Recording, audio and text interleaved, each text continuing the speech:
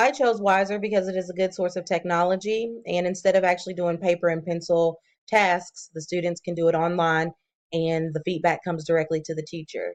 So as you can see here, the web or the assignments that I've done for each group. So group one, which was my high group, this is the first task. The first task that they had. Bear with me. This website can be very, very slow. So I want to pull it up so that you all can preview what the work that they actually had to do.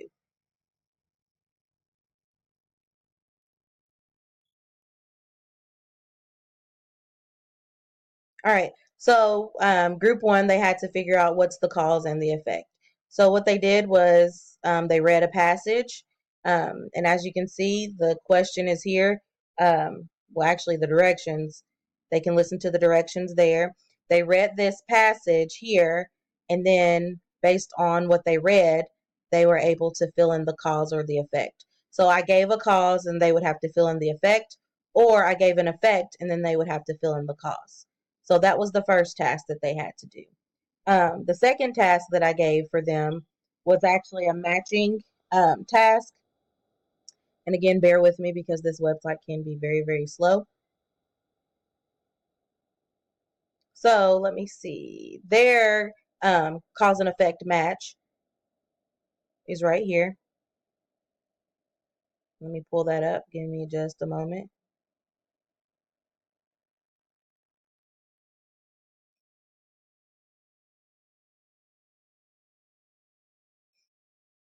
All right, so here it is. With this task, what they did in this one was basically match pairs. So, for example, and it'll show the answers because it is my under my name, but it gave kind of like a little review here of what cause and effect was, and they had to read just little snippets and match the cause with the effect. So, for example, Billy forgot to set his alarm clock and he missed the bus and was late to school. So those are just the things that they had to do was drag it and match it based on the um, little snippet that they read.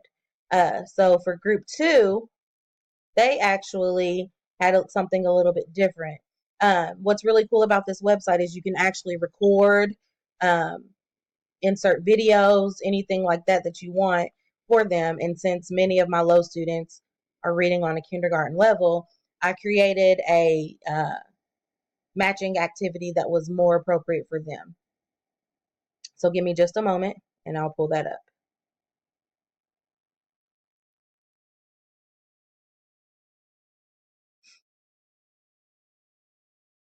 And I'm not sure with this recording if I can actually play what I did, but I'll try to so that you all can see what I did.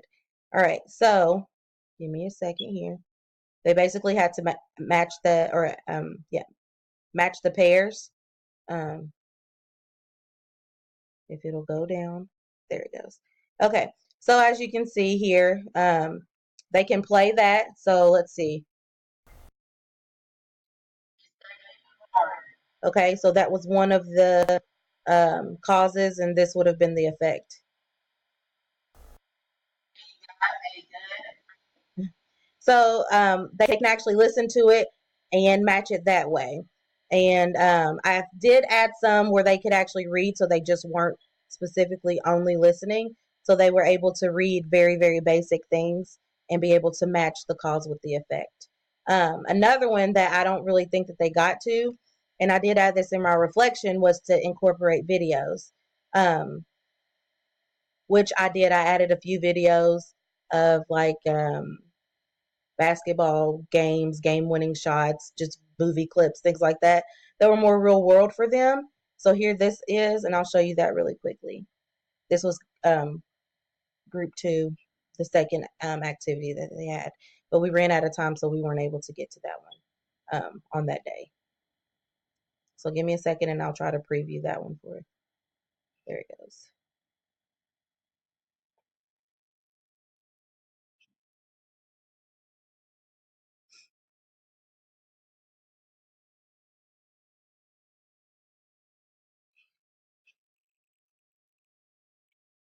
All right. So on this, they just watched video clips and answered multiple choice questions. and I was able to incorporate actually me reading the questions to them, because many of my low group, they do receive readers. So they were able to listen to the clips, and then I'm not going to play the clips because they're like 3-4 minutes long, depending. But they were able to listen to the question, and I was able to actually um, read the response so that they were able to select the correct answer after they listened. So those are the tasks that I was able to create for my students, and help them better understand cause and effect. And I do, like I said, I did want to incorporate this um, more because it's more real world for the kids, and they're more interested in that. So if they can understand things that are more relatable to them, they can probably in the future, as we work harder on that concept, understand the concept more, because um, it's always easier to relate things, real world versus that are, things that are not um, so abstract. So those are the tasks that I have for my students, and I really like this website, and I'm definitely going to incorporate it more. I actually had to review it for grad school, and I really liked it. It's just very, very time consuming, and the site is very slow, but I'm definitely going to incorporate this more because the kids actually really enjoyed it. And instead of hearing all the, oh, this is too hard, do we have to write this and this and that, they were able to actually understand or they were able to do it on the computer, and that really helped out with a lot of the um, issues that we have sometimes with writing responses and things like that. So thank you for your time, and I hope you all actually enjoyed this website as well.